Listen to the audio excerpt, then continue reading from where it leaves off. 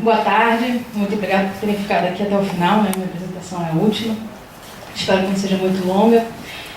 Muito obrigada, Charbel, pelo convite.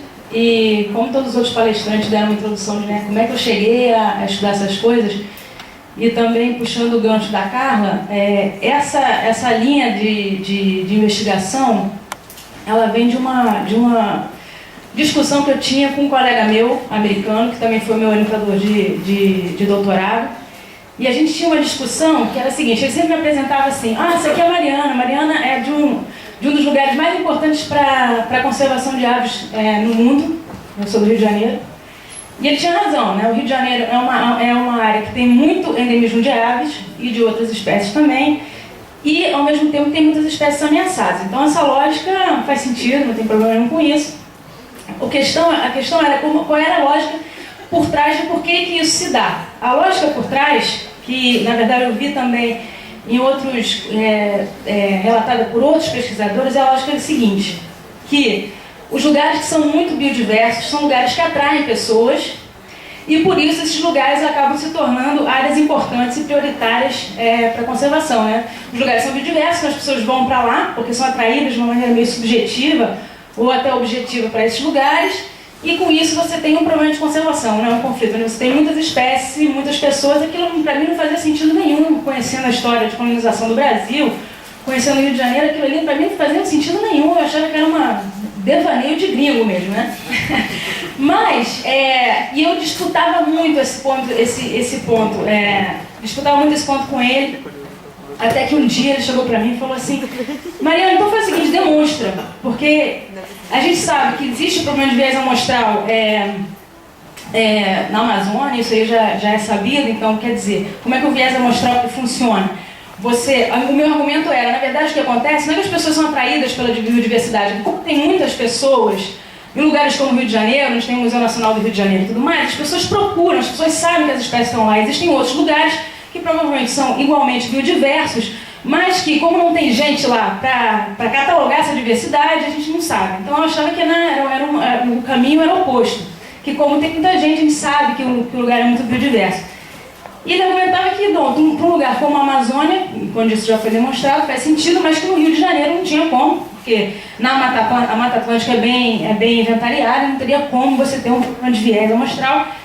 E, finalmente, um dia ele me falou: então demonstra. E aí comecei a investigar como é que eu vou demonstrar isso e tal. Eu comecei a investigar e vou compartilhar com vocês esse trabalho, que é um trabalho que eu gosto, mas que ainda está inacabado. Então, algumas coisas são resultados preliminares ainda, tá bom?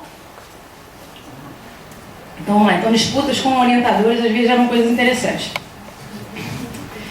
Então, vamos ver primeiro onde é que as pessoas vão, né? A gente fala, então vamos ver, as pessoas vão procurar espécie. Então, isso aqui são onde as pessoas foram. Esses pontos aí são áreas onde pelo menos um indivíduo de ave foi coletado. Certo? Então, vocês só olhando a distribuição, sem precisar fazer nenhum tipo de estatística, fica claro que tem um viés aqui, né? Vocês conseguem ver o viés? Olha o Rio de Janeiro como é que é muito bem visitado, né? Então, quer dizer, se tem um ponto ali, quer dizer que pelo menos uma espécie foi coletada, quer dizer que pelo menos um inventário aconteceu. Isso aqui não dá a dimensão de quantos inventários, só se houve pelo menos um inventário. Existe um viés claro, a gente vê claramente cidades aqui, né? Agora não tem como apontar, mas bom, dá pra ver ali na Amazônia, tem alguns pontos. Deixa eu ver se eu vou conseguir. Não pode ser muito complicado. É muito complicado. Onde é que a gente aperta? Então dá pra ver aqui, né, que essas regiões aqui, isso aqui tem a área mais populosa.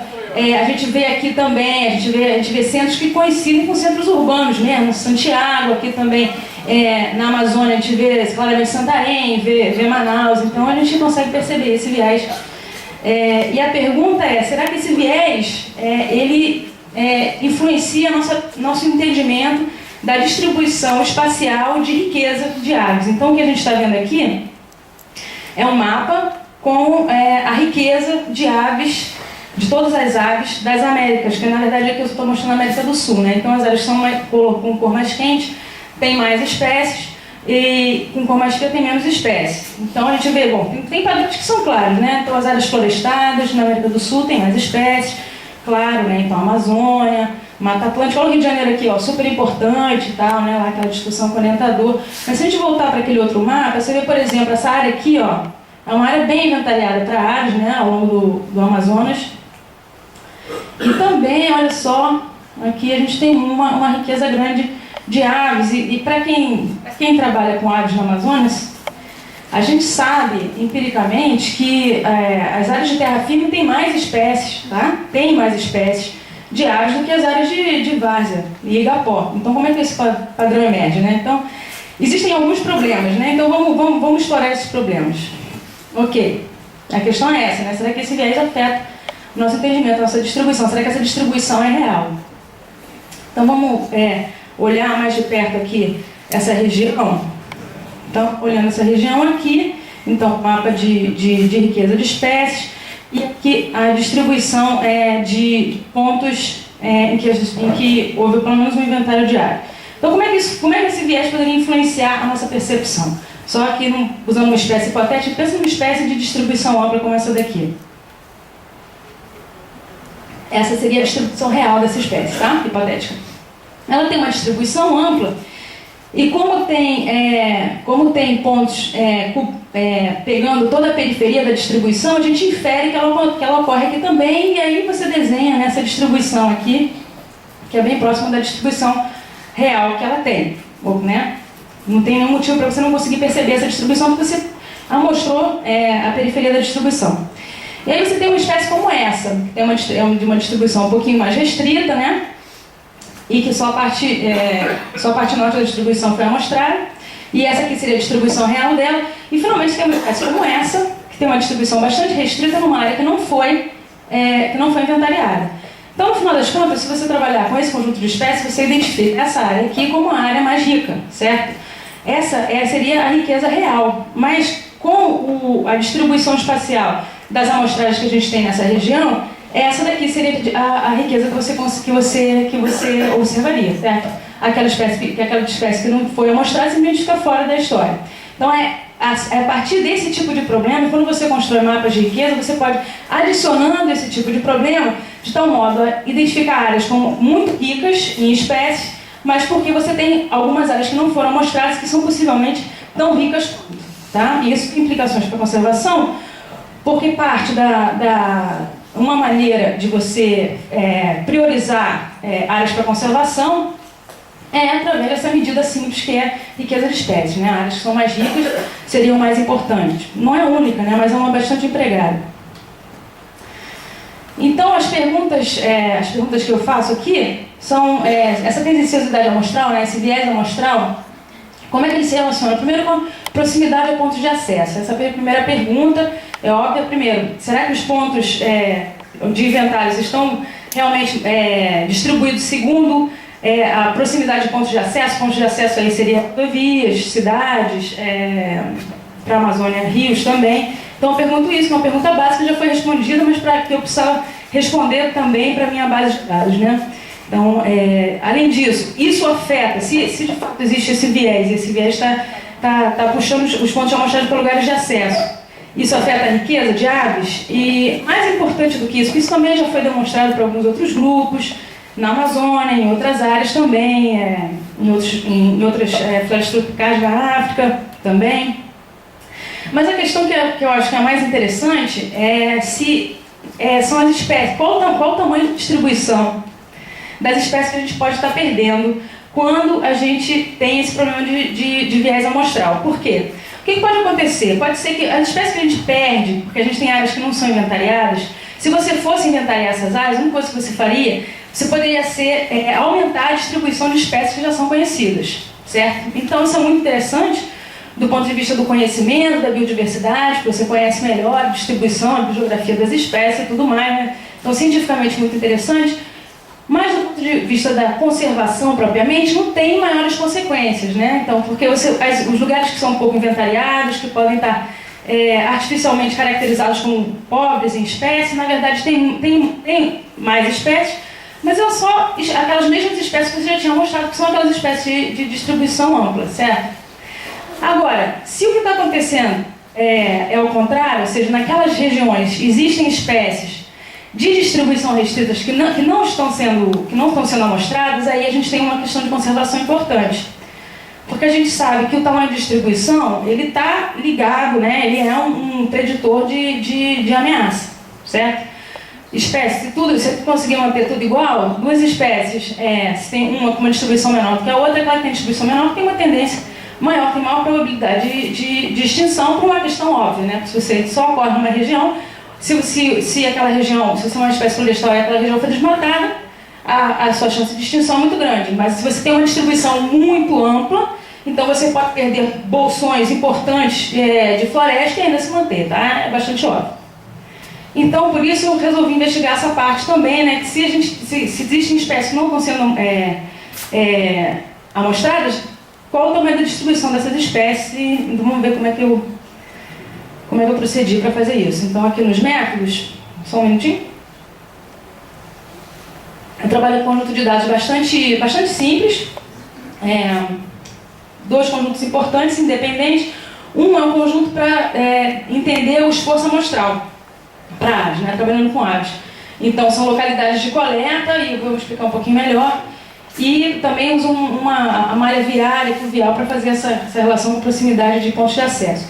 E um outro conjunto de dados que é independente, que é o das espécies. Ou seja, nos pontos que eu trabalhei de inventário, eu não sei quais espécies estão ali. Eu uso um conjunto de dados independente para avaliar isso. Okay? Então, vou falar aqui sobre esse primeiro aqui, o esforço amostral. Então, aquele mapa que eu mostrei para vocês foi gerado a partir da entrada de dados do gazeteiro ornitológico. Não sei, alguns de vocês devem conhecer, ele é utilizado não só para quem trabalha com aves, mas também para outros grupos. Então, o que é esse gazeteiro? Ele é um gazeteiro, ou seja, ele te dá as coordenadas geográficas de uma localidade, não diz quais são as espécies que foram coletadas ali, e ele tem esse gazeteiro para todos os países da América Latina, da América do Sul, perdão. Certo? Então, eu manualmente entrei todos mesmo, né? Foram, sei lá, 13 mil pontos. São coisas que a gente faz uma vez na vida, não faz duas. Se alguém quiser os dados, eu estou dando, ninguém mais pode fazer isso de novo. Então, é importante salientar aqui é que eu sei que houve um inventário, eu não sei qual é o esforço associado àquele inventário, nem sei quais são as espécies que foram coletadas nesse inventário, tá? Ok. E eu separei as análises, então, tenho todos esses pontos, separei as análises entre Amazônia e Mata Atlântica. A Amazônia representando uma área que é pouco inventariada, certo? Então tem aí para a área toda da Amazônia, que é 6 milhões de quilômetros quadrados, a gente tem, consegui 1.328 pontos. Para a Mata Atlântica, que tem uma área muito menor, de 1.200 quilômetros quadrados, né? Quer dizer, isso trabalhando com a extensão original, né, do bioma, 1.244 localidades. Então eu contrastei essas duas e também para poder analisar estatisticamente esses dados, eu comparei, em algumas análises, eu comparei os dados reais com um conjunto de dados gerado, que era um conjunto aleatório com exatamente o mesmo número de pontos. Tá ok? E a partir daí, bom, com esses pontos, eu pude medir qual é a distância de cada ponto à cidade mais próxima. Isso aqui é uma malha de cidades, tá? A distância do ponto à estrada mais próxima e ao rio mais próximo. Isso, especialmente para a Amazônia, é bastante importante, tá? E aí eu tinha que fazer uma medida de esforço. Como eu disse, eu não tinha uma medida de esforço, eu tinha aqueles pontos, né? Então eu usei uma técnica de selação, aqui eu chamo de polígono de Voronoi. Aqui no Brasil a gente já ouvi esse termo sendo usado com mais frequência, embora na literatura inglesa geralmente a gente fala de tesselação. Então, só dando um zoom para aquela área, tentar explicar para vocês como é que isso aqui pode se transformar numa medida de esforço. O que essa análise faz é pegar os pontos que você tem, certo? E criar polígonos em volta dos pontos, de tal forma que qualquer área dentro desse polígono está mais próxima do ponto, certo? Do que de qualquer outro ponto, certo? Então, quanto maior o polígono, menor foi o esforço, porque é uma área muito grande que é representada apenas por um ponto amostral, tá? Então, a partir disso, a gente tem medida indireta de esforço, sempre que eu boto esforço, eu boto entre aspas, porque isso não é esforço real. Tá? Uma medida indireta do esforço. Então a gente vê, a partir daí a gente já consegue ver bastante bem, né, que tem algumas áreas que são tem umas áreas que são pior amostradas do que outras, né? Ao longo dos rios a gente vê claramente que tem um esforço maior de amostragem. Ok. E quais foram os dados que eu utilizei para saber que espécies estão aonde, né, qual o tamanho da distribuição e tudo mais? Eu usei os mapas digitais de distribuição da Edjuster, acho que alguns de vocês devem conhecer, né? A gente tem mapas de distribuição para os vertebrados das Américas, né? Para aves, mamíferos, anfíbios, acho que para borboletas também. Tá? Então o mapa é assim, essa é a cara do mapa. Então tem um mapa de distribuição, se conheço a espécie, então a partir do mapa eu sei qual é o tamanho da distribuição, posso estimar o tamanho da distribuição, também posso pegar algumas outras informações ecológicas que me interessem usar como preditores, certo? Vou pegando um, pegando o outro. Na verdade eu peguei todas, né? E o que você faz? Você vai somando os mapas, você cria um mapa de riqueza. E muitos mapas de riqueza que a gente vê por aí nas publicações são simplesmente isso. São somatórios dos mapas de distribuição. Então a distribuição, então esse mapa de riquezas foi criado dessa maneira, a partir do somatório dos mapas de distribuição de todas as espécies. Ok? Então com isso eu posso saber, eu tenho os pontos, eu posso associar os pontos, saber qual é a riqueza naquele ponto e quais são as espécies que estão naquele ponto. Tá ok? Então, a partir disso, eu tenho um conjunto de espécies para a Amazônia. Então, eu trabalhei com todas as espécies de distribuição restrita e as espécies endêmicas. Distribuição restrita foi uma categoria minha. São de espécies com menos de 500 mil quilômetros quadrados, ou seja, isso não é restrito para a maior parte. Qualquer trabalho com conservação nunca trataria essa espécie como espécie de distribuição restrita, mas essa é a mediana do tamanho de distribuição para as aves das Américas, né? Então, menor do que isso, então é menor do que a mediana, eu coloquei como a espécie de distribuição restrita. E as espécies endêmicas, classifiquei como endêmicas aquelas que tinham pelo menos 85% da sua distribuição dentro do bioma, ou Amazônia ou Mata Atlântica, e a gente tem esse conjunto de espécies com que eu trabalhei. Então vamos aos resultados, né? O que a gente encontrou? Primeiro, aquela pergunta, né? Os pontos de inventário de aves estão próximos ao local de acesso? Sim, estão próximos ao local de acesso, certo? Tanto para a Amazônia, estão próximos de cidades, de estradas, de rios e de outros pontos de coleta. Então, se você tem um ponto de coleta, a probabilidade de você ter um outro ponto de coleta próximo aumenta, certo? Isso para a Amazônia e, impressionantemente, para a Mata Atlântica também, com exceção dos rios, né? Rios não são no meio de acesso na Mata Atlântica, mas para todos os outros também, né? Se você tem uma cidade, é um bom preditor da probabilidade de você ter um inventário, mesma coisa para estradas e para outras localidades de coleta. Então isso aí já foi, para mim, já foi um resultado surpreendente. A gente não tem esse tipo de análise para a Mata Atlântica. Eu queria usar a Mata Atlântica como contraste, né, para a Amazônia, e no final das contas teve esse resultado. Mas, como eu disse, quem conhece um pouco dessa literatura sabe que isso é bem sabido, né? Então, mas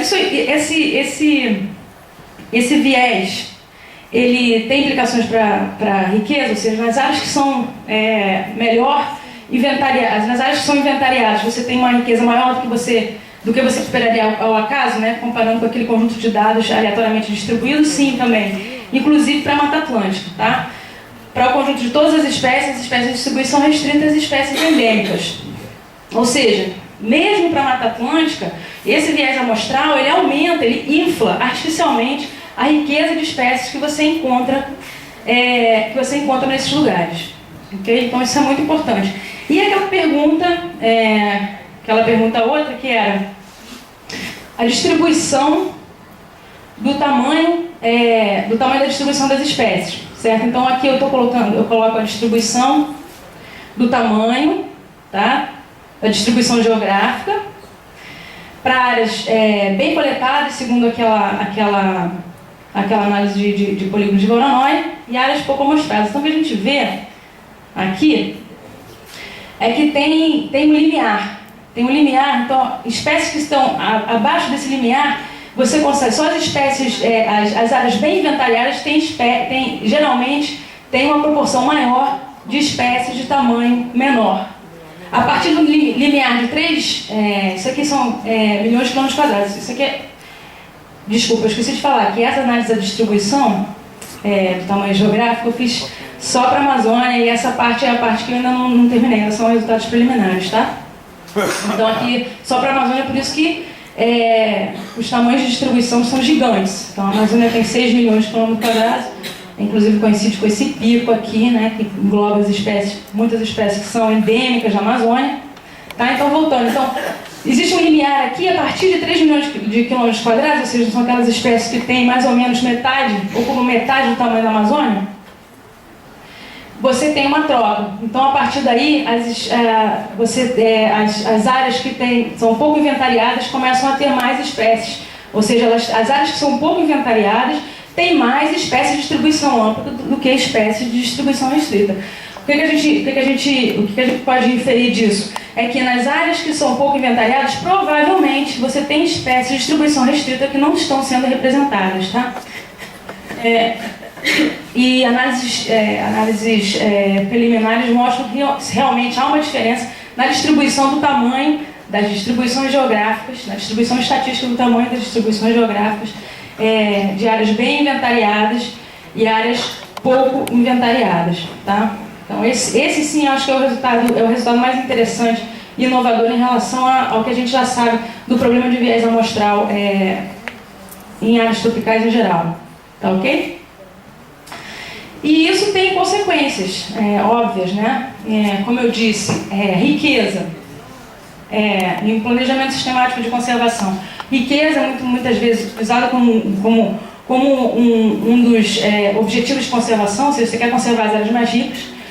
Não só riqueza, mas também o alvo pode não ser riqueza, mas pode ser espécies de distribuição restrita ou espécies ameaçadas. E se existem bolsões importantes de furos de conhecimento, é muito possível que existam áreas que são importantes porque têm espécies de distribuição restrita, mas que não são incluídas nesses planos de priorização. A gente pode argumentar o seguinte, bom, a área não é muito conhecida, deve ter espécie de distribuição restrita ali, né? Mas tudo bem, porque se a área não é muito conhecida, quer dizer que é uma área que não é muito impactada, né? Existe uma relação clara entre os inventários e estradas, os inventários e cidades. Então, se estão por ali, se não tem inventário, provavelmente não tem cidade por perto, provavelmente não tem estrada, então a área está bem. Sim, e é verdade, mas ao mesmo tempo, uma vez que uma área é priorizada para a conservação, outras áreas deixam de ser prioridade. E isso é bastante perigoso. Aqui, por exemplo, eu mostro um esquema de priorização que é da Bird Conservation International, que são as chamadas Endemic Bird Areas, né? Então, talvez quem trabalha com aves deve conhecer. Tem as áreas importantes para aves e tem as áreas de endemismo de aves. Na verdade, não é endemismo realmente, isso aí é uma medida do tamanho da distribuição. Então, essas áreas têm pelo menos 2 espécies com distribuição menor do que 50 mil quilômetros quadrados. Tá? Não é endemismo como a gente entende realmente em ecologia, mas, enfim, sem dúvida são áreas que recebem maior atenção, são prioritárias para a conservação de aves.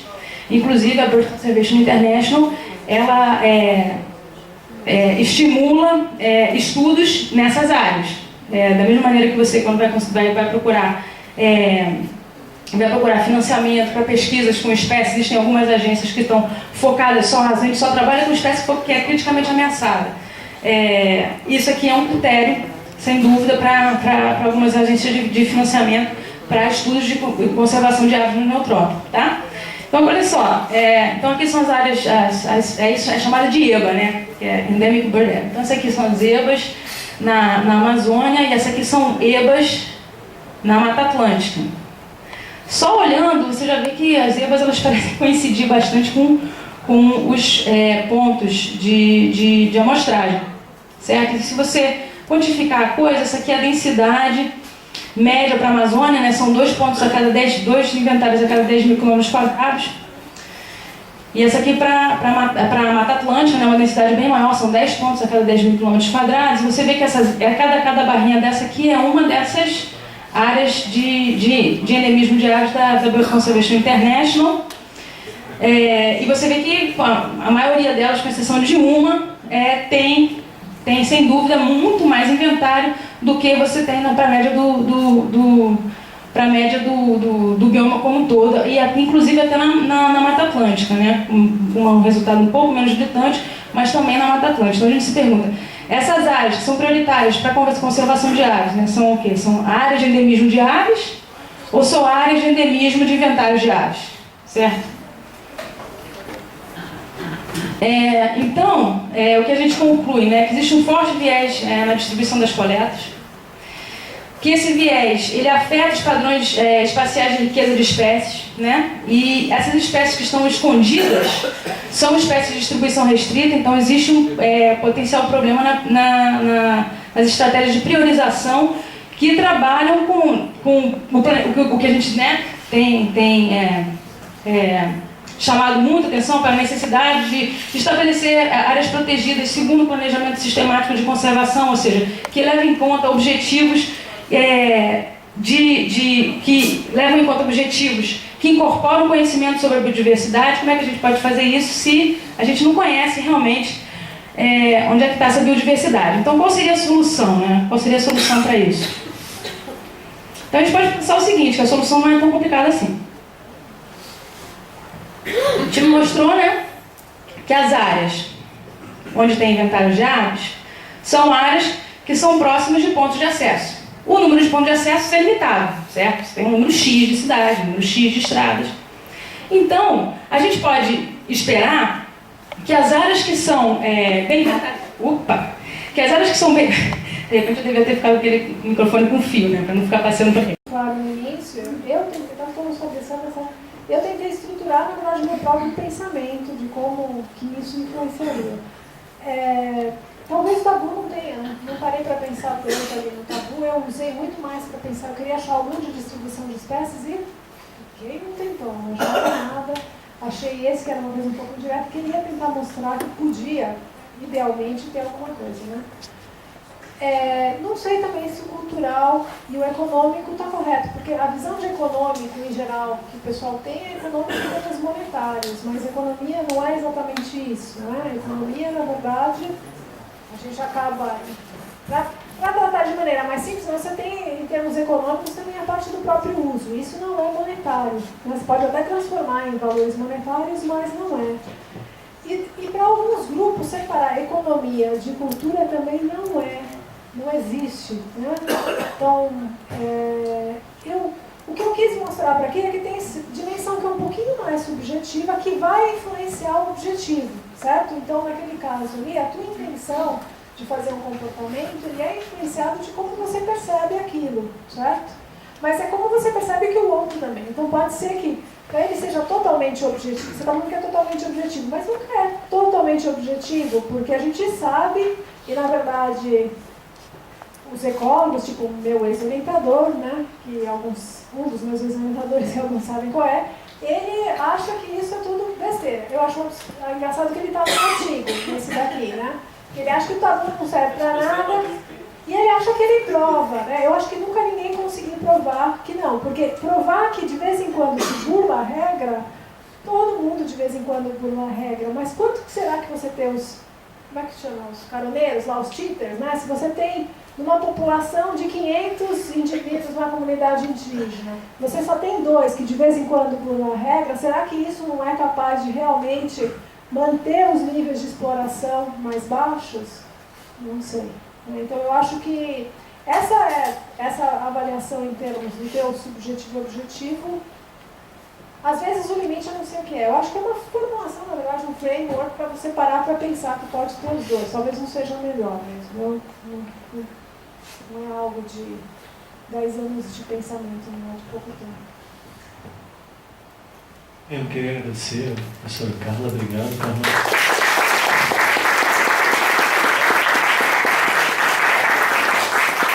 E queria chamar a professora Maria Navalli, da UFRJ, que Ivanes falar sobre viés amostral nos inventários biológicos e riqueza de espécies na Amazônia, consequência da conservação, e repetindo o que eu falei a todos os nossos convidados, quero agradecer muito a presença da Mariana aqui conosco, não só aqui no seminário, mas a semana inteira participando da avaliação do nosso projeto e contribuindo muito a semana toda com todos os convidados.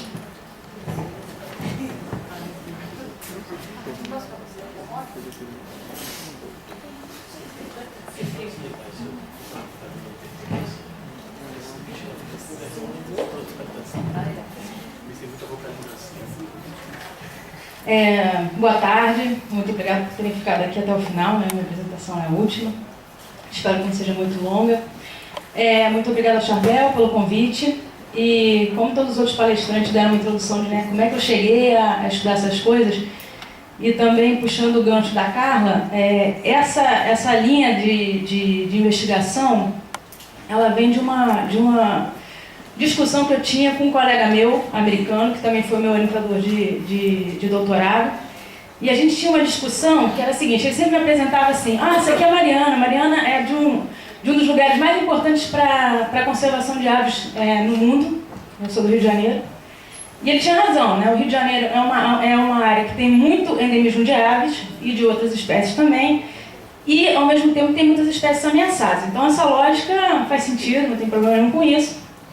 A questão era qual era a lógica por trás de por que isso se dá. A lógica por trás, que na verdade eu vi também em outros, relatada por outros pesquisadores, é a lógica seguinte: que os lugares que são muito biodiversos são lugares que atraem pessoas, e por isso esses lugares acabam se tornando áreas importantes e prioritárias para a conservação, né? Os lugares são biodiversos, então as pessoas vão para lá porque são atraídas de uma maneira meio subjetiva ou até objetiva para esses lugares, e com isso você tem um problema de conservação, né? Um conflito, né? Você tem muitas espécies e muitas pessoas. Aquilo para mim não fazia sentido nenhum, conhecendo a história de colonização do Brasil, conhecendo o Rio de Janeiro, aquilo ali para mim não fazia sentido nenhum, eu achava que era uma devaneio de gringo mesmo, né?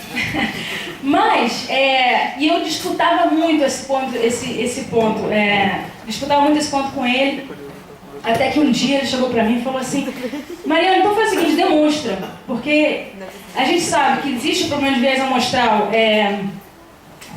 na Amazônia, isso aí já é sabido. Então, quer dizer, como é que o viés amostral funciona? O meu argumento era, na verdade, o que acontece não é que as pessoas são atraídas pela biodiversidade, porque tem muitas pessoas, em lugares como o Rio de Janeiro, onde tem o Museu Nacional do Rio de Janeiro e tudo mais, as pessoas procuram, as pessoas sabem que as espécies estão lá. Existem outros lugares que provavelmente são igualmente biodiversos, mas que, como não tem gente lá para catalogar essa diversidade, a gente não sabe. Então eu achava que o caminho era oposto, que como tem muita gente, a gente sabe que o lugar é muito biodiverso. E ele argumentava que, para um lugar como a Amazônia, quando isso já foi demonstrado, faz sentido, mas que no Rio de Janeiro não tinha como, porque a Mata Atlântica é bem inventariada, não teria como você ter um problema de viés amostral. E, finalmente, um dia ele me falou: então demonstra. E aí comecei a investigar como é que eu vou demonstrar isso e tal. Eu comecei a investigar e vou compartilhar com vocês esse trabalho, que é um trabalho que eu gosto, mas que ainda está inacabado. Então, algumas coisas são resultados preliminares ainda, tá bom? Então, vamos lá. Então, disputas com orientadores, às vezes, eram coisas interessantes. Então, vamos ver primeiro onde é que as pessoas vão, né? A gente fala, então vamos ver, as pessoas vão procurar espécie. Então, isso aqui são onde as pessoas foram. Esses pontos aí são áreas onde pelo menos um indivíduo de ave foi coletado. Certo? Então, vocês só olhando a distribuição, sem precisar fazer nenhum tipo de estatística, fica claro que tem um viés aqui, né?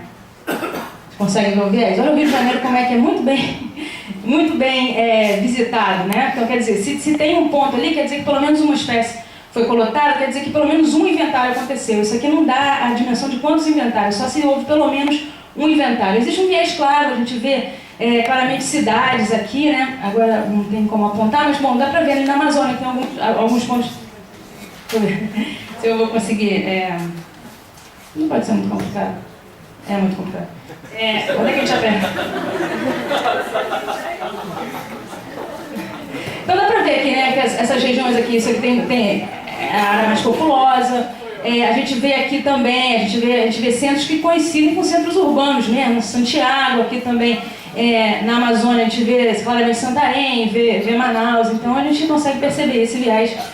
E a pergunta é, será que esse viés, ele influencia nosso entendimento da distribuição espacial de riqueza de aves? Então o que a gente está vendo aqui é um mapa com a riqueza de aves, de todas as aves das Américas, que na verdade aqui eu estou mostrando a América do Sul, né? Então as aves são com cor mais quente, tem mais espécies, e com cor mais fria tem menos espécies. Então a gente vê, bom, tem padrões que são claros, né? Então as áreas florestadas na América do Sul tem mais espécies, claro, né? Então a Amazônia, Mata Atlântica, olha o Rio de Janeiro aqui, ó, super importante e tal, né? Lá aquela discussão com o orientador. Mas se a gente voltar para aquele outro mapa, você vê, por exemplo, essa área aqui, ó, é uma área bem inventariada para aves, né? Ao longo do Amazonas. E também, olha só, aqui a gente tem uma riqueza grande de aves. E para quem trabalha com aves no Amazonas, a gente sabe empiricamente que as áreas de terra firme têm mais espécies, tá? Tem mais espécies de aves do que as áreas de várzea e igapó. Então, como é que esse padrão emerge, né? Então, existem alguns problemas, né? Então, vamos explorar esses problemas. Ok, a questão é essa, né? Será que esse viés afeta o nosso entendimento, a nossa distribuição? Será que essa distribuição é real? Então, vamos olhar mais de perto aqui essa região. Então, olhando essa região aqui, então, mapa de riqueza de espécies, e aqui a distribuição de pontos em que houve pelo menos um inventário diário. Então, como é que esse viés poderia influenciar a nossa percepção? Só que, usando uma espécie hipotética, pensa numa espécie de distribuição ampla como essa daqui. Essa seria a distribuição real dessa espécie, tá? Hipotética. Ela tem uma distribuição ampla, e como tem pontos pegando toda a periferia da distribuição, a gente infere que ela ocorre aqui também, e aí você desenha nessa distribuição aqui, que é bem próxima da distribuição real que ela tem, né? Não tem nenhum motivo para você não conseguir perceber essa distribuição, porque você amostrou a periferia da distribuição. E aí você tem uma espécie como essa, que tem de uma distribuição um pouquinho mais restrita, né? E que só a parte norte da distribuição foi amostrada, e essa aqui seria a distribuição real dela, e finalmente tem uma espécie como essa, que tem uma distribuição bastante restrita numa área que não foi inventariada. Então, no final das contas, se você trabalhar com esse conjunto de espécies, você identifica essa área aqui como a área mais rica, certo? Essa seria a riqueza real, mas com a distribuição espacial das amostragens que a gente tem nessa região, essa daqui seria a riqueza que você observaria, certo? Aquela espécie que não foi amostrada simplesmente fica fora da história. Então, a partir desse tipo de problema, quando você constrói mapas de riqueza, você pode, adicionando esse tipo de problema, de tal modo a identificar áreas como muito ricas em espécies, mas porque você tem algumas áreas que não foram amostradas que são possivelmente tão ricas quanto, tá? E isso tem implicações para a conservação, porque parte uma maneira de você priorizar áreas para conservação através dessa medida simples que é riqueza de espécies, né? Áreas que são mais ricas seriam mais importantes. Não é única, né? Mas é uma bastante empregada. Então, as perguntas que eu faço aqui são essa tendenciosidade amostral, né? Esse viés amostral, como é que ele se relaciona? Primeiro, com a proximidade a pontos de acesso. Essa é a primeira pergunta. É óbvio, primeiro, será que os pontos de inventários estão realmente distribuídos segundo a proximidade de pontos de acesso? Pontos de acesso aí seria rodovias, cidades, para a Amazônia, rios também. Então eu pergunto isso, uma pergunta básica já foi respondida, mas para que eu possa responder também para a minha base de dados, né? Então, além disso, isso afeta, se de fato existe esse viés, e esse viés está puxando os pontos de amostragem para lugares de acesso, isso afeta a riqueza de aves? E mais importante do que isso também já foi demonstrado por alguns outros grupos, na Amazônia, em outras áreas também, em outras florestas tropicais da África também. Mas a questão que eu acho que é a mais interessante são as espécies. Qual o tamanho de distribuição das espécies que a gente pode estar perdendo quando a gente tem esse problema de viés amostral? Por quê?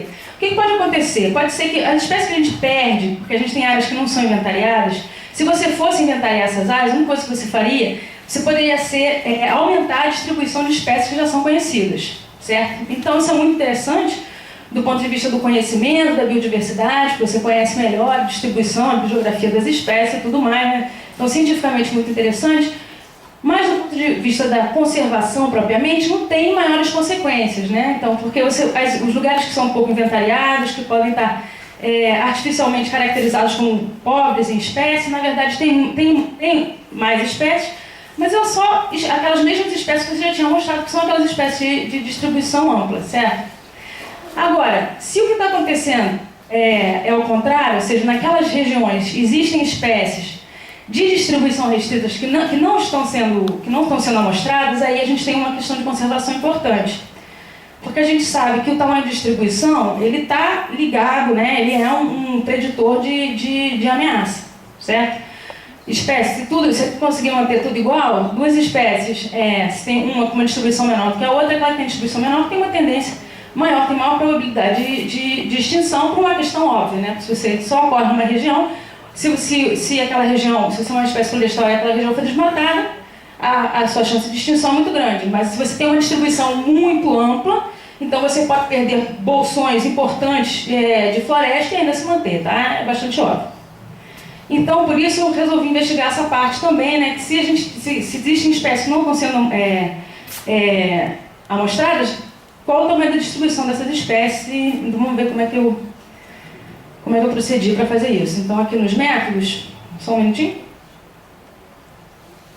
Eu trabalho com um conjunto de dados bastante simples. Dois conjuntos importantes, independentes. Um é um conjunto para entender o esforço amostral para aves, né? Trabalhando com aves. Então, são localidades de coleta, e eu vou explicar um pouquinho melhor. E também uso a malha viária e fluvial para fazer essa relação com proximidade de pontos de acesso. E um outro conjunto de dados que é independente, que é o das espécies. Ou seja, nos pontos que eu trabalhei de inventário, eu não sei quais espécies estão ali. Eu uso um conjunto de dados independente para avaliar isso. Okay? Então, vou falar aqui sobre esse primeiro aqui, o esforço amostral. Então, aquele mapa que eu mostrei para vocês foi gerado a partir da entrada de dados do Gazetteiro Ornitológico. Não sei, alguns de vocês devem conhecer, ele é utilizado não só para quem trabalha com aves, mas também para outros grupos. Então, o que é esse Gazetteiro? Ele é um Gazetteiro, ou seja, ele te dá as coordenadas geográficas de uma localidade, não diz quais são as espécies que foram coletadas ali, e ele tem esse Gazetteiro para todos os países da América Latina, da América do Sul, perdão. Certo? Então, eu manualmente entrei todos mesmo, né? Foram, sei lá, 13 mil pontos. São coisas que a gente faz uma vez na vida, não faz duas. Se alguém quiser os dados, eu estou dando, ninguém mais pode fazer isso de novo. Então, o importante salientar aqui é que eu sei que houve um inventário, eu não sei qual é o esforço associado àquele inventário, nem sei quais são as espécies que foram coletadas nesse inventário, tá? Ok. E eu separei as análises, então, tenho todos esses pontos, separei as análises entre Amazônia e Mata Atlântica. A Amazônia representando uma área que é pouco inventariada, certo? Então tem aí para a área toda da Amazônia, que é 6 milhões de quilômetros quadrados, a gente tem, consegui 1.328 pontos. Para a Mata Atlântica, que tem uma área muito menor, de 1.200 quilômetros quadrados, né? Quer dizer, isso trabalhando com a extensão original, né, do bioma, 1.244 localidades. Então eu contrastei essas duas e também para poder analisar estatisticamente esses dados, em algumas análises eu comparei os dados reais com um conjunto de dados gerado, que era um conjunto aleatório com exatamente o mesmo número de pontos, tá ok? E aí, a partir daí, bom, com esses pontos eu pude medir qual é a distância de cada ponto à cidade mais próxima. Isso aqui é uma malha de cidades, tá? A distância do ponto às estradas mais próxima e ao rio mais próximo. Isso, especialmente para a Amazônia, é bastante importante, tá? E aí eu tinha que fazer uma medida de esforço. Como eu disse, eu não tinha uma medida de esforço, eu tinha aqueles pontos, né? Então eu usei uma técnica de tesselação, aqui eu chamo de polígono de Voronoi. Aqui no Brasil a gente já ouvi esse termo sendo usado com mais frequência, embora na literatura inglesa geralmente a gente fala de tesselação. Então, só dando um zoom para aquela área, tentar explicar para vocês como é que isso aqui pode se transformar numa medida de esforço. O que essa análise faz é pegar os pontos que você tem, certo? E criar polígonos em volta dos pontos, de tal forma que qualquer área dentro desse polígono está mais próxima do ponto, certo? Do que de qualquer outro ponto, certo? Então, quanto maior o polígono, menor foi o esforço, porque é uma área muito grande que é representada apenas por um ponto amostral, tá? Então, a partir disso, a gente tem uma medida indireta de esforço. Sempre que eu boto esforço, eu boto entre aspas, porque isso não é esforço real, tá? Uma medida indireta do esforço. Então, a gente vê, a partir daí a gente já consegue ver bastante bem, né, que tem algumas áreas que são tem umas áreas que são pior amostradas do que outras, né? Ao longo dos rios a gente vê claramente que tem um esforço maior de amostragem. Ok. E quais foram os dados que eu utilizei para saber que espécies estão aonde, né? Qual o tamanho da distribuição e tudo mais. Eu usei os mapas digitais de distribuição da Juster, acho que alguns de vocês devem conhecer, né? A gente tem mapas de distribuição para os vertebrados das Américas, né? Para aves, mamíferos, anfíbios, acho que para borboletas também.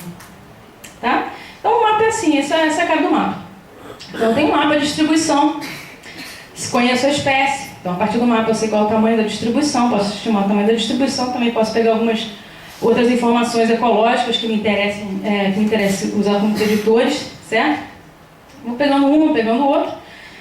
Na verdade eu peguei todas, né? E o que você faz? Você vai somando os mapas, você cria um mapa de riqueza. E muitos mapas de riqueza que a gente vê por aí nas publicações são simplesmente isso. São somatórios dos mapas de distribuição. Então, a distribuição... então, esse mapa de riquezas foi criado dessa maneira, a partir do somatório dos mapas de distribuição de todas as espécies. Ok? Então, com isso, eu posso saber, eu tenho os pontos, eu posso associar os pontos, saber qual é a riqueza naquele ponto e quais são as espécies que estão naquele ponto. Tá ok? Então, a partir disso, eu tenho um conjunto de espécies para a Amazônia. Então, eu trabalhei com todas as espécies de distribuição restrita e as espécies endêmicas. Distribuição restrita foi uma categoria minha. São de espécies com menos de 500 mil quilômetros quadrados, ou seja, isso não é restrito para a maior parte. Qualquer trabalho com conservação nunca trataria essa espécie como espécie de distribuição restrita, mas essa é a mediana do tamanho de distribuição para as aves das Américas, né? Então, menor do que isso, então é menor do que a mediana, eu coloquei como espécie de distribuição restrita. E as espécies endêmicas, classifiquei como endêmicas aquelas que tinham pelo menos 85% da sua distribuição dentro do bioma, ou Amazônia ou Mata Atlântica, e a gente tem esse conjunto de espécies com que eu trabalhei. Então vamos aos resultados, né? O que a gente encontrou? Primeiro, aquela pergunta, né? Os pontos de inventário de aves estão próximos ao local de acesso? Sim, estão próximos ao local de acesso, certo? Tanto para a Amazônia, estão próximos de cidades, de estradas, de rios e de outros pontos de coleta. Então, se você tem um ponto de coleta, a probabilidade de você ter um outro ponto de coleta próximo aumenta, certo? Isso para a Amazônia e, impressionantemente, para a Mata Atlântica também, com exceção dos rios, né? Rios não são no meio de acesso na Mata Atlântica, mas para todos os outros também, né? Se você tem uma cidade, é um bom preditor da probabilidade de você ter um inventário, mesma coisa para estradas e para outras localidades de coleta. Então isso aí para mim, já foi um resultado surpreendente. A gente não tem esse tipo de análise para a Mata Atlântica. Eu queria usar a Mata Atlântica como contraste, né, para a Amazônia, e no final das contas teve esse resultado. Mas, como eu disse, quem conhece um pouco dessa literatura sabe que isso é bem sabido, né? Então, mas esse viés, ele tem implicações para a riqueza, ou seja, nas áreas que são melhor inventariadas, nas áreas que são inventariadas, você tem uma riqueza maior do que você esperaria ao acaso, né? Comparando com aquele conjunto de dados aleatoriamente distribuídos, sim, também. Inclusive para a Mata Atlântica, tá? Para o conjunto de todas as espécies de distribuição restrita e as espécies endêmicas. Ou seja, mesmo para a Mata Atlântica, esse viés amostral, ele aumenta, ele infla artificialmente a riqueza de espécies que você encontra nesses lugares. Okay? Então isso é muito importante. E aquela pergunta outra, que era a distribuição do tamanho da distribuição das espécies, certo? Então aqui eu coloco a distribuição do tamanho, tá? Da distribuição geográfica, para áreas bem coletadas, segundo aquela análise de polígono de Voronoi, e áreas pouco amostradas. Então o que a gente vê aqui é que tem um limiar. Tem um limiar, então espécies que estão abaixo desse limiar, você consegue, só as espécies, as áreas bem inventariadas geralmente tem uma proporção maior de espécies de tamanho menor.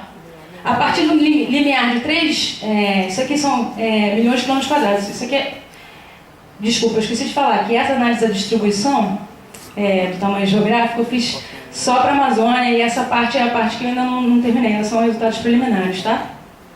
Então aqui, só para a Amazônia, por isso que os tamanhos de distribuição são gigantes. Então a Amazônia tem 6 milhões de quilômetros quadrados, inclusive coincide com esse pico aqui, né, que engloba as espécies, muitas espécies que são endêmicas da Amazônia. Tá? Então, voltando. Então, existe um limiar aqui a partir de 3 milhões de quilômetros quadrados, ou seja, são aquelas espécies que têm mais ou menos metade, ou como metade do tamanho da Amazônia. Você tem uma troca. Então, a partir daí, as áreas que são pouco inventariadas começam a ter mais espécies. Ou seja, as áreas que são pouco inventariadas têm mais espécies de distribuição ampla do que espécies de distribuição restrita. O que a gente pode inferir disso? É que nas áreas que são pouco inventariadas, provavelmente você tem espécies de distribuição restrita que não estão sendo representadas, tá? E análises preliminares mostram que realmente há uma diferença na distribuição do tamanho das distribuições geográficas, na distribuição estatística do tamanho das distribuições geográficas de áreas bem inventariadas e áreas pouco inventariadas, tá? Então esse sim, eu acho que é o resultado mais interessante e inovador em relação ao que a gente já sabe do problema de viés amostral em áreas tropicais em geral, tá ok? E isso tem consequências óbvias, né? Como eu disse, riqueza em planejamento sistemático de conservação. Riqueza é muitas vezes utilizada como um dos objetivos de conservação, ou seja, você quer conservar as áreas mais ricas. Não só riqueza, mas também o alvo pode não ser riqueza, mas pode ser espécies de distribuição restrita ou espécies ameaçadas. E se existem bolsões importantes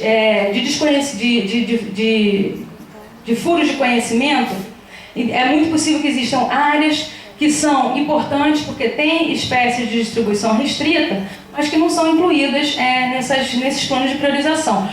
A gente pode argumentar o seguinte, bom, a área não é muito conhecida, deve ter espécie de distribuição restrita ali, né?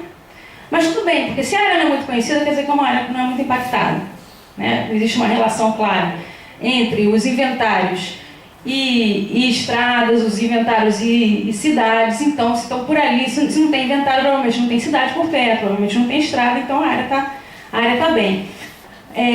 Sim, e é verdade, mas ao mesmo tempo, uma vez que uma área é priorizada para a conservação, outras áreas deixam de ser prioridade.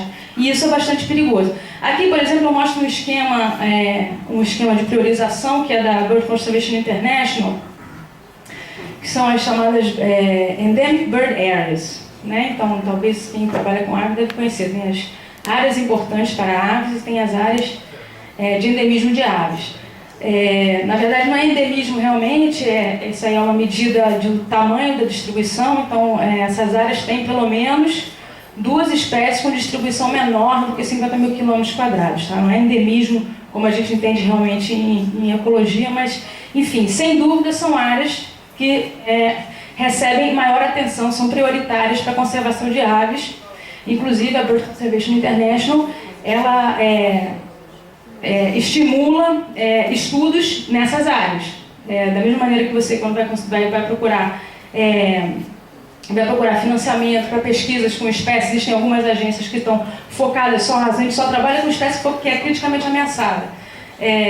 Isso aqui é um critério, sem dúvida, para algumas agências de financiamento para estudos de conservação de aves no neotrópico, tá? Então, olha só, então aqui são as áreas, isso é chamada de EBA, né? Que é Endemic Bird Area. Então, essas aqui são as EBAs. na Amazônia, e essa aqui são ebas na Mata Atlântica. Só olhando, você já vê que as ebas elas parecem coincidir bastante com os pontos de amostragem, certo? E se você quantificar a coisa, essa aqui é a densidade média para a Amazônia, né? São 2 pontos a cada 2 inventários a cada 10 mil quilômetros². E essa aqui para a Mata Atlântica, né? Uma densidade bem maior, são 10 pontos a cada 10 mil quilômetros². E você vê que cada barrinha dessa aqui é uma dessas áreas de endemismo de aves da Bioconservation International. E você vê que a maioria delas, com exceção de uma, tem sem dúvida muito mais inventário do que você tem para a média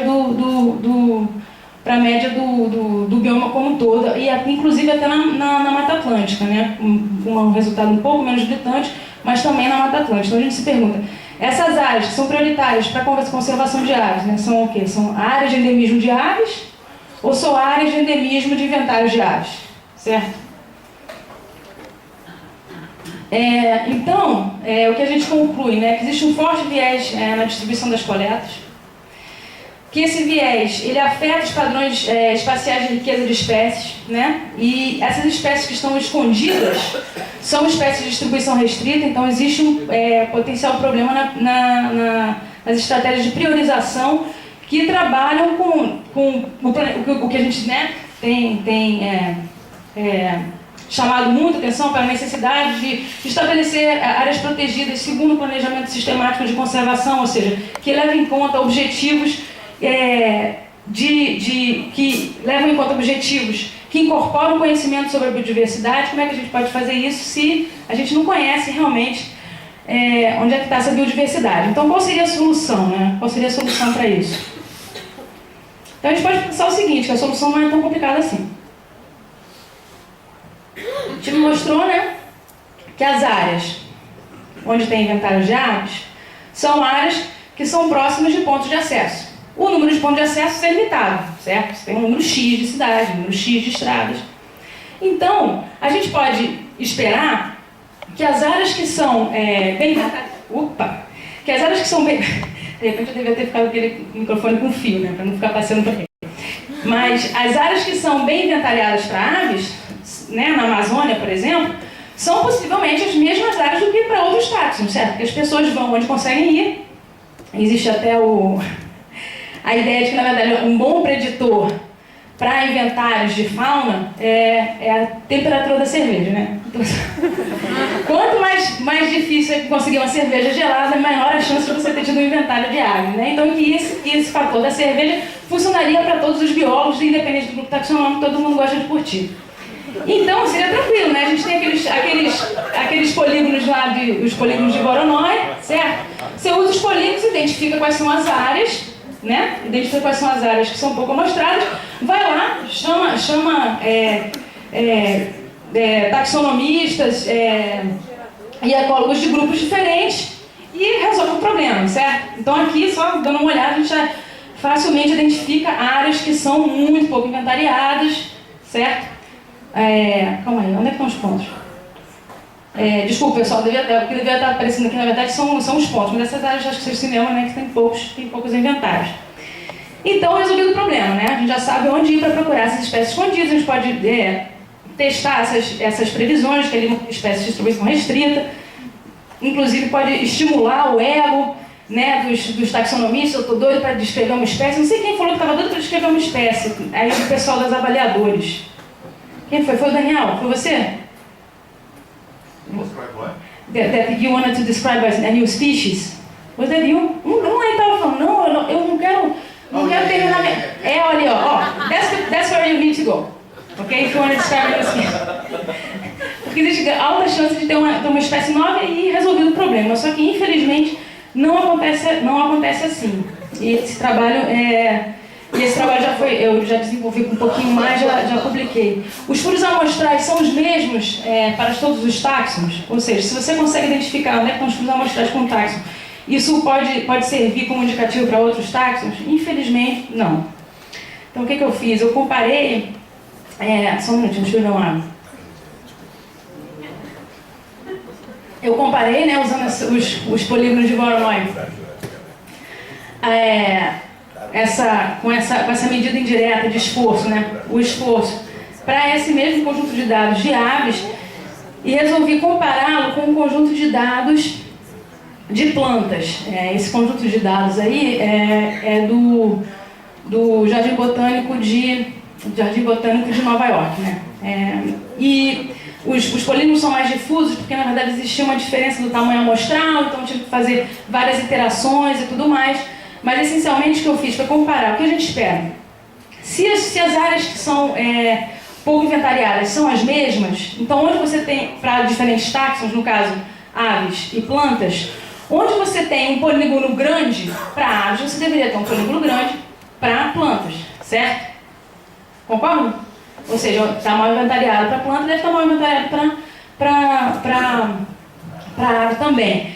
Então, o que você esperaria é uma correlação entre um e outro, certo? Então, a gente testou isso, essa correlação, levando em consideração problemas de autocorrelação espacial, né? Tentando eliminar problemas de autocorrelação espacial, usou esse conjunto de pontos para fazer uma correlação. E existe correlação? Não existe. Não existe correlação, não existe sinal nenhum.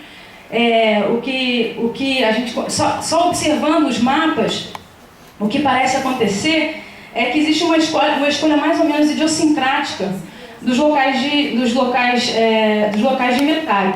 Em aves, na Amazônia, isso aqui é um trabalho só com a Amazônia, né? Em aves, biogeograficamente, os rios são muito importantes para aves na Amazônia. Então, não é incomum você ter uma espécie de um lado do rio, uma margem do rio, e na outra margem do rio você ter a espécie irmã. Então, é um problema bastante interessante do ponto de vista evolutivo e tudo mais. Então, existe uma tendência forte, você vê claramente, né, nos mapas de distribuição desses inventários, uma tendência a percorrer os rios na hora de fazer as inventários de aves.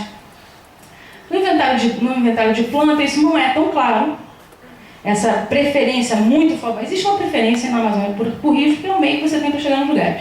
Mas ela não é tão pronunciada na distribuição de inventários de plantas.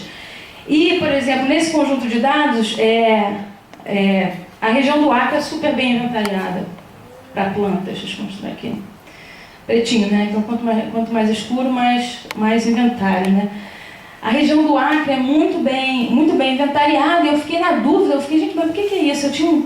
Acontece assim, uma coincidência da vida, eu tinha uma amiga lá no Jardim Botânico de Nova York, eu mandei e-mail para ela, falei, o que acontece no Acre, cara?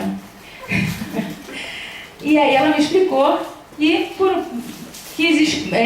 o curador do museu lá do Jardim Botânico de Nova York tem uma colaboração forte, por acaso, com o pesquisador do Acre.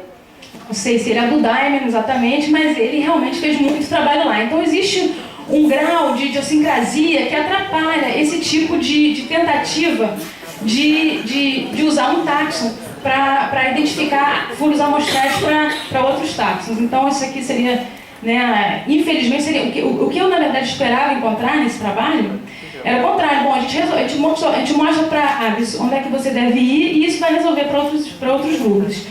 Isso não parece acontecer, muito embora a gente precise incluir mais táxons para ter certeza se a gente pode generalizar esse resultado, certo? Então, voltando aqui para a solução, então realmente eu gostaria de apontar aqui, é um problema importante, é um problema que já foi reconhecido na literatura, e mesmo que eu tivesse encontrado que existe uma correlação entre os furos amostrais e um táxon, você pode extrapolar para outros táxons, eu nunca recomendaria que o que a gente precisa fazer é ir a esses lugares para fazer melhores inventários, porque a conservação, a gente não tem tempo para isso, né, para construir o conhecimento que a gente precisa. O que a gente precisa, na verdade, existem várias ferramentas estatísticas para você incorporar, na hora de você fazer suas medidas, o viés amostral associado aos seus dados. Então, na verdade, a mensagem que eu gostaria de deixar aqui é que isso é muito importante. Isso é muito importante, inclusive, para áreas que são bem inventariadas, como a Mata Atlântica, e que, por favor, as pessoas procurem incorporar isso na hora de fazer suas análises, especialmente na hora de priorização de áreas para conservação, usando a fórmula mais comum, que é o planejamento sistemático, né, com esses programas, com esses pacotes que já tem por aí, como o Marxan e tudo mais. Tá legal? Então, isso era o que eu tinha a dizer para vocês. Muito obrigada.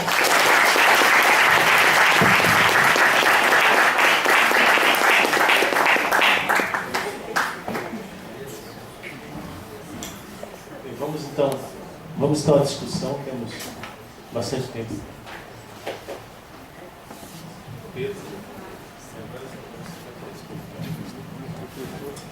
Oi. Achei muito legal.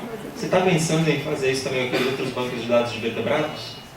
Você falou que tem, né? Não, eu já comecei, na verdade. Eu estava com alguns problemas analíticos, assim, mas acho que a gente já resolveu. Na verdade, esse artigo da relação foi usado para a gente poder testar um protocolo analítico e agora acho que a gente já vai conseguir rodar para outros grupos.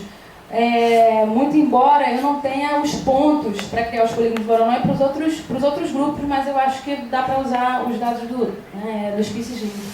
Apesar do Species Link, que é aquela base de dados de ocorrência, ter problemas de identificação, eu não acredito que eles consigam identificar um réptil por uma ave, né? Então não vai ter esse problema que é geralmente uma preocupação com essa base de dados.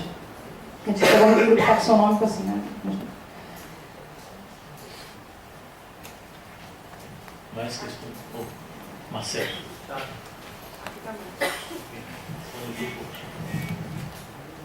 Bom, eu não sou biólogo, né? Mas já acompanho essa discussão há algum tempo e o que é importante observar é que o estudo de áreas prioritárias para conservação, usando as metodologias de planejamento sistemático, ele sempre vai ter esse viés, não é?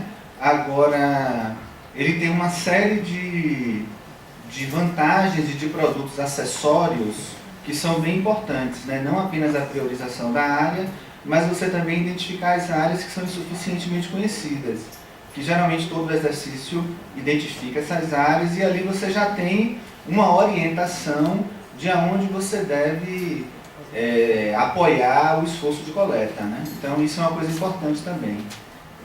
E uma outra coisa importante no exercício, além da priorização da área em si, do resultado final, é você organizar tanto a comunidade científica que você articula, quanto aquela base de dados que você organiza, né? Seja para um estado ou uma região. Então, e hoje em dia também, nos exercícios de priorização de áreas, estão incluindo outros alvos, né? Além da própria espécie, você tem uma tendência a incluir serviços ecossistêmicos, etc, etc, etc. Né? Então, só estou traçando esse panorama para que algumas pessoas que não estão acompanhando o debate acabem achando que, então não adianta fazer exercício de priorização de áreas. Só muito obrigado por esse comentário e eu concordo com você em gênero, número e grau. Eu acho que o caminho sem dúvida, incorporar esse tipo de informação para poder fazer um planejamento sistemático de conservação, né? A gente não pode mais definir áreas protegidas a partir de oportunidade, né? Como o Valmir apontou, né? A gente, né?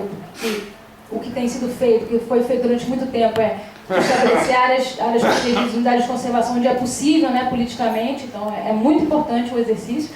Eu só estou dizendo que é importante também, na hora de fazer esse exercício, que tem sido um exercício cada vez mais difundido, se preocupar em corrigir ou levar em consideração esse problema, simplesmente para não ter respostas equivocadas, né?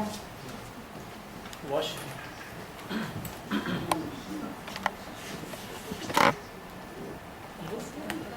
Você aperta e segura. Ligou? Alô? Agora ligou. Alô?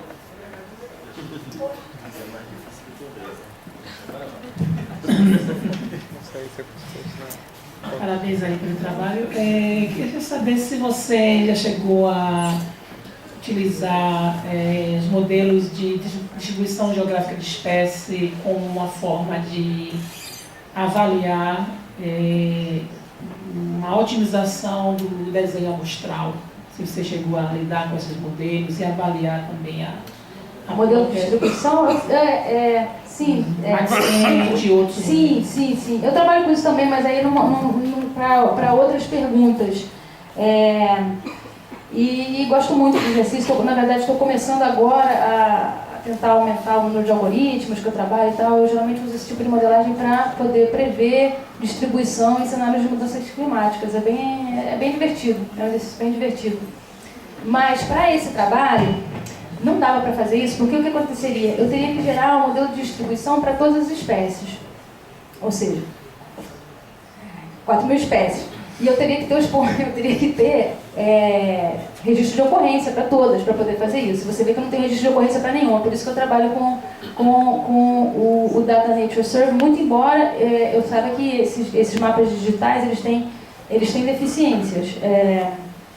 Inclusive, num outro trabalho que eu usei esses mapas, eu tive que corrigir mais de 50% dos mapas. Mas numa escala dessa, está trabalhando com todas as espécies, mas a gente pode trabalhar com esse erro e tudo bem.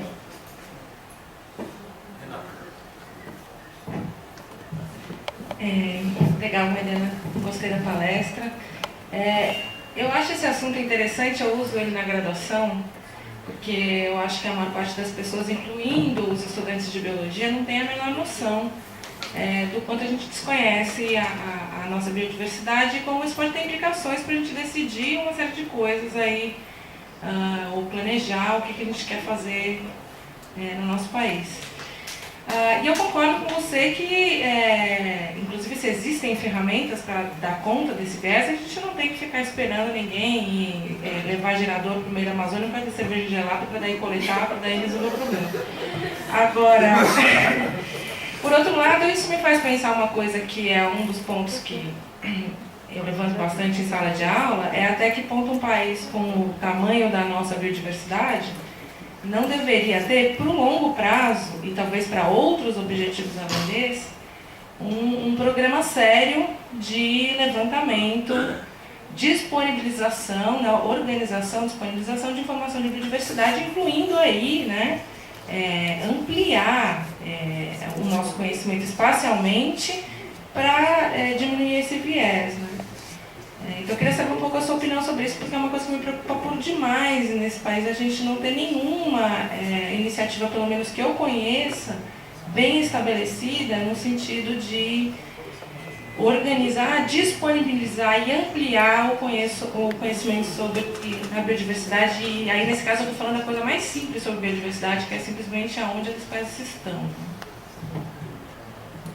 Eu invejo os ingleses, cara. Eu invejo os ingleses há muito tempo. Eles pegaram a Inglaterra, botaram uma porção de quadradinho e todo ano, entendeu, tem um número X de ornitólogos que vão lá em cada um daqueles quadradinhos e faz um inventário de todas as espécies que estão lá, inclusive não só de riqueza, mas de abundância também, né? E desde que eu comecei a trabalhar com distribuição, na graduação, eu li aqueles artigos daqueles ingleses e o meu sonho era esse, entendeu? Se você for ver aquele mapinha... será que eu abro de novo? O mapinha lá no final, que tem aqueles pontos. Quando eu fiz esse mapa, eu fiquei lá no meu delírio de inveja dos ingleses, pensando, cara, a gente podia pegar esses pontos e, como ia ser maravilhoso se a gente pudesse fazer uma estação de monitoramento, né? Uma estação de monitoramento em cada um desses pontos. Eu pensei, isso aí ia dar trabalho para todos os biólogos. Eu devaneio, sabe? Fico imaginando, assim, é um desejo que ia ser fantástico. Porque a gente precisa não só resolver em termos de amplitude espacial, ou seja, coletar e inventariar numa área maior, mais abrangente. Como, além disso, nós precisamos com muita urgência de estudos que permaneçam durante longo tempo no mesmo ponto. Sobretudo quando a gente fala de adaptação para cenários de mudanças climáticas, a gente não tem dado empírico quase nenhum. Na verdade, eu acredito que a gente não tem, de fato, dado empírico nenhum para poder monitorar populações ao longo do tempo, as maiores, os PELD, né, os programas de longa duração que nós temos, 15 anos, é o mais que a gente tem, e muitos pesquisadores estão desistindo, né? Depois de 15, 20 anos, os pesquisadores não aguentam mais levar aquele trabalho nas costas e desistem. Então, eu concordo com você que a gente deveria mesmo, acho que é fundamental a gente priorizar um monitoramento mais inteligente da nossa diversidade. Isso aí deveria fazer parte dos objetivos de políticas públicas mesmo. Quando eu estava falando durante a palestra, o meu ponto a gente não pode esperar por isso para tomar ações de conservação, e acho que a gente está de acordo, né, nesse sentido. Mas é um sonho, né? É um super sonho, assim, poder monitorar o nosso país com a biodiversidade incrível que ele tem, seria, assim, sistematicamente. O dia do Simão e passar. Vamos pegar o dia do Pronex de vocês. Dá um dinheiro aí pra gente poder botar uma estação em cada. Ele chega de helicóptero, não sabe? A ideia da estação é excelente. Você sabe dizer, professora, na América Latina, que experiências existem em termos de políticas públicas, de fortalecimento de estruturas de pesquisa, de monitoramento, de geração de dados estatísticos que fundamentem pesquisas e ações práticas de melhoria da conservação, enfim. Na América Latina, que é uma realidade mais próxima da nossa, que possa servir como experiência. Creio que a Costa Rica, em função da sua experiência com conservação privada, possa ser interessante. Não sei que outra área a senhora poderia identificar. Ela pergunta, você sabe? A resposta mais sincera é não, né? Não tenho essa abrangência de conhecimento de experiências na América Latina de uma forma sistemática para saber, não, em tais países estão monitorando. Eu não conheço. Não conheço nenhum país que tenha monitoramento em abrangência espacial, ou seja, que faça isso aí, né? O que eu conheço são experiências, por exemplo, na Costa Rica, em Manaus, né? De experimentos que duram bastante tempo, tem gerado conhecimento, mas é esse tipo de conhecimento numa escala local, em que geralmente estão associados a programas de intercâmbio, tanto na Costa Rica quanto em Manaus, são programas que são viabilizados através de intercâmbio com instituições internacionais, mas deve ter outros casos que eu não conheço. Alguém sabe, Renato? Quer ajudar a responder? Não. Na realidade, não sei se foi bem isso que você perguntou, mas o que eu estava sugerindo, que eu acho que a gente não tem, e daí eu não posso falar de outros países da América do Sul, mas posso falar do Brasil, eu acho que a gente não tem um sistema organizado de informação sobre biodiversidade, nem das coisas mais básicas, né? Então a gente tem as coleções científicas, por exemplo, elas são públicas, mas a gente ainda não tem, parece que para plantas está muito mais avançado, por um investimento que começou, uma iniciativa que começou lá no Jardim Botânico do Rio de Janeiro, que tem conseguido se transformar numa escala nacional. Isso eu até aprendi aí num workshop que foi o Marcelo que organizou, de disponibilizar essa informação das coleções científicas, que é a informação mais séria, segura, bem identificada de onde as espécies estão distribuídas. Então, para plantas isso parece estar começando a andar, para animais isso não existe, né? E eu acho que já se tentou, mas tem muita resistência de tudo quanto é tipo, em termos de sistematizar, organizar e disponibilizar a informação. E o que também não existe é um sistema de coleta de informação ou monitoramento. Tem algumas, né? Tem o ProBio, que é uma tentativa de manter, que existe para a Amazônia, um programa do governo de monitoramento, tem algumas coisas acontecendo, mas ainda não é uma escala nacional. E embora o que ela colocou ali pareça um negócio, né, fantástico, seria o ideal, eventualmente ter uma grade de uma densidade de pontos assim, não é porque a tarefa é grande que a gente não tem que começar. Já vamos começar com alguma coisa muito menos densa, né? Vamos começar por disponibilizar a informação que a gente tem, né? Já dentro das coleções, mínimo. Renato, eu tenho uma dificuldade. Eu sou professora de uma Universidade Federal no Brasil. Eu tenho dificuldade de ganhar acesso a dados de coleção no Rio de Janeiro.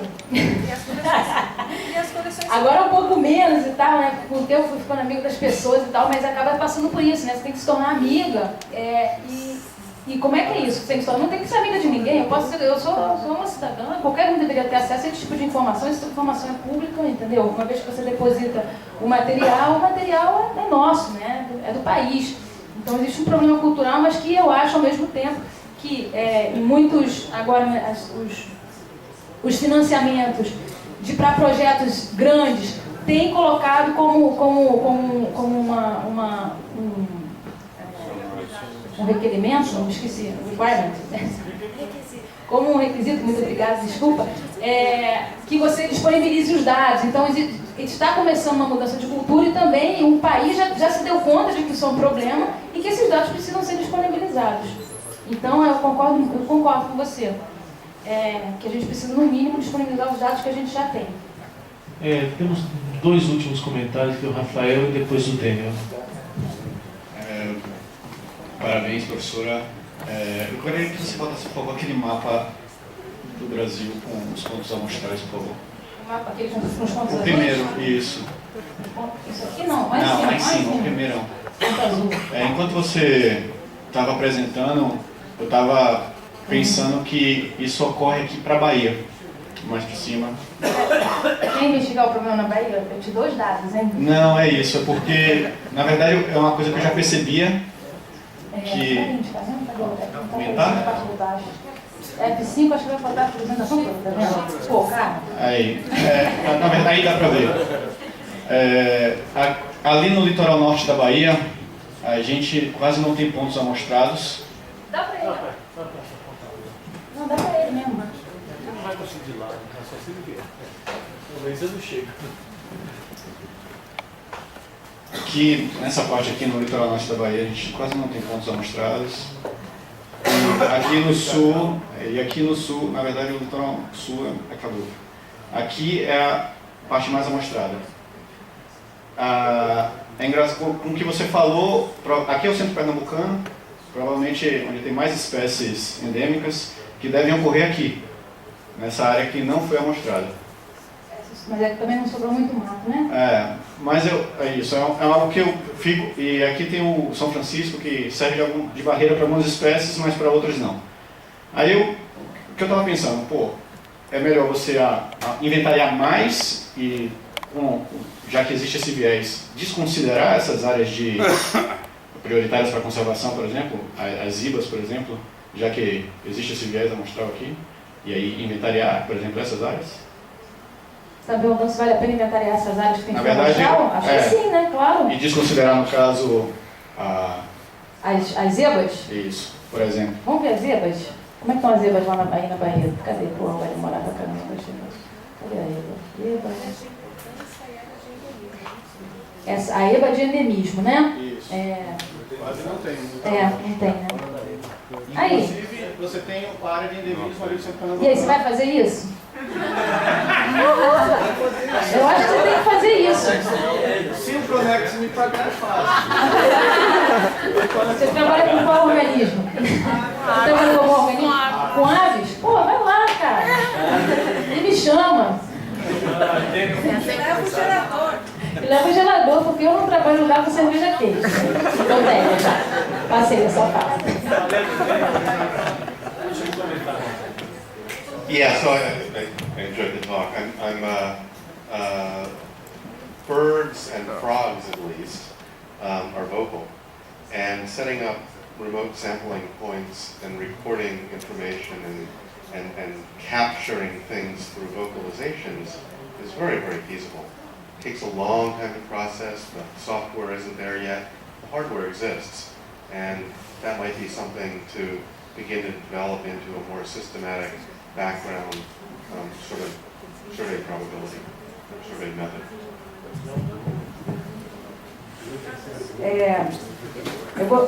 Eu vou responder em português, tá, Daniel? A mulher está traduzindo ainda aí? Tá. Então, Daniel, você sabe muito bem que essas maquininhas não funcionam ainda, né? Que você bota o gravador e depois você tem um algoritmo que identifica as espécies, sobretudo numa região que você possivelmente não conhece todas as espécies. eu definitivamente não seria a pessoa que ouviria essas gravações e identificaria as espécies, porque eu não sou um ornitólogo, de forma alguma, nunca pretendi ser. Mas, então, a gente, na verdade, precisaria de um trabalho intensivo de ornitólogos que têm esse conhecimento para poder pegar essas gravações e a partir daí fazer a lista de espécies. O Brasil é mega diverso, a gente tem muita espécie de ave. Não é factível. Não é factível. É muito mais fácil você ir ali, botar uma rede de neblina, por mais que com a rede de neblina você só vá coletar aquelas mais espécies subbosque, né? Não amostra completamente a avifauna, teria que botar rede de dossel e tudo mais, mas na verdade, por incrível que pareça, embora seja mais custoso, mais trabalhoso, na hora que você está fazendo a coleta dos dados, você consegue ter uma resposta mais rápida do que se você fizer gravações. E a pergunta é, quem é que vai escutar essa gravação? Não tem algoritmo agora para a avifauna local. Você tem que conhecer, esse é o problema. Você tem que conhecer a avifauna para você ter um algoritmo que identifique as espécies. Né? No, I mean, I failed at making those algorithms, so I know how hard it is. Então, você não conseguiu fazer uma furada dessa, cara? Propõe uma furada dessa, cara. Você tem que trabalhar em colaboração com esse aluno do Pronex para vocês trabalharem com isso aí no norte da Bahia e resolver o problema. Esse furo amostral. Eu queria fazer um comentário breve, que eu acho que uma coisa que se deveria fazer, não botar uma malha de pontos daquele tamanho, mas selecionar uma área, podia ser na Amazônia ou em outro lugar, e botar alguma malha de pontos que se coletasse dados sistemáticos e longitudinalmente durante anos, para a gente começar a não ter instantâneo só, porque a gente tem snapshot, né, instantâneo, vai lá, coleta, vai lá, coleta, vai lá, coleta. Pelo menos numa pequena área, para a gente poder, inclusive, testar hipóteses como essas, quantas espécies escondidas tem, e poder, inclusive, projetar alguma estimativa mais confiável para outras áreas sobre desconhecimento, né? Eu concordo com você. Claro que naquela malha ali é a malha utópica, né, dos meus momentos de devaneio.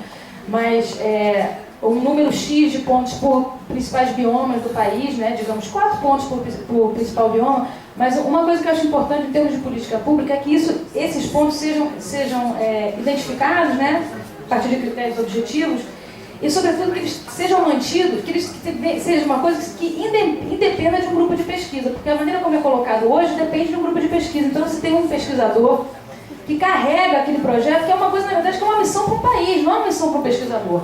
Você levar um monitoramento de longo prazo não é a missão do pesquisador, tem que ser a missão do país. O país define, por mais que seja uma meta modesta, vão ter 2 pontos para a Mata Atlântica, 2 pontos para a Amazônia, 2 pontos no Pantanal, 2 pontos no Cerrado, tá? Você tem um conjunto de 10 pontos que você tem garantido financiamento.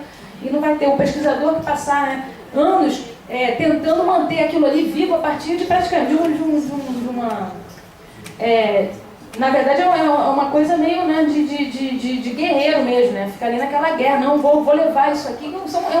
Quem precisa desses dados é o país, não é o pesquisador, né? O pesquisador tem que virar um Highlander, né? Tem que virar um Highlander e tal, né?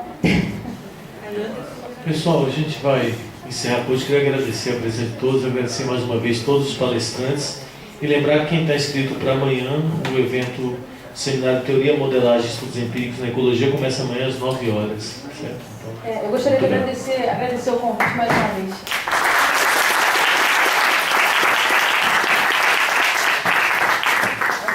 Alguém esqueceu?